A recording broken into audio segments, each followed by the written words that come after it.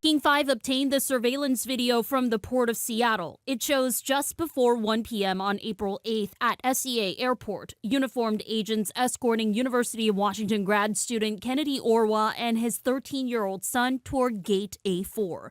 At the counter, a gate agent hands over 2 boarding passes.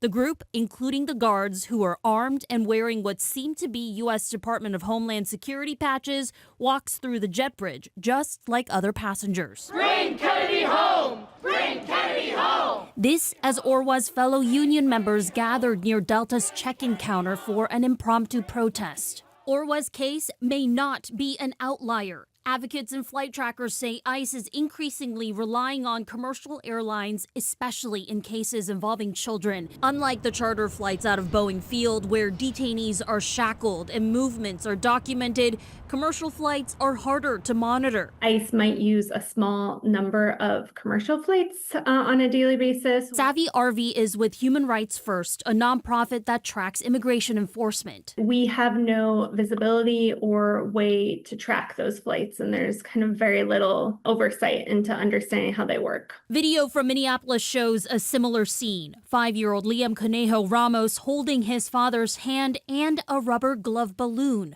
walking through the boarding area for a Delta flight to San Antonio in January. They too blend in with other passengers. What a horrible situation that has to be in as a parent. Nick Benson, a Minnesota-based deportation flights tracker and activist, says airlines should push back on these flights. Delta is a very politically powerful entity, and the fact that there isn't any pushback is very disheartening. Delta says it does not coordinate with federal agencies and has no advance notice of who is on board.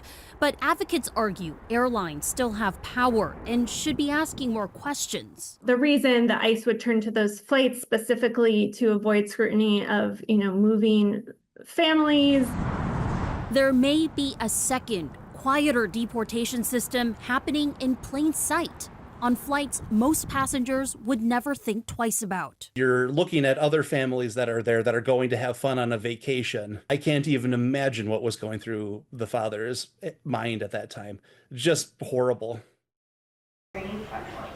Delta was able to confirm Mr. Orwa and his son went to Amsterdam, but that Amsterdam was not their final destination. Joyce?